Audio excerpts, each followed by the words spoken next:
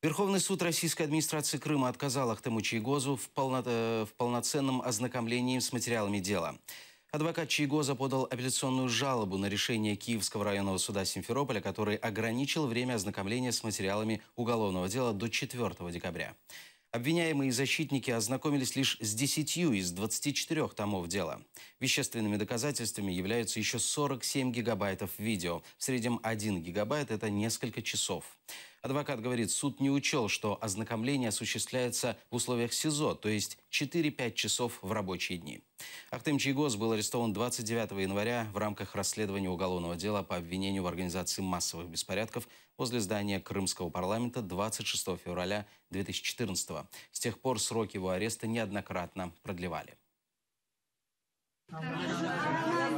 Millet Kırım, Allah sabır versin bana, Allah sağlık versin.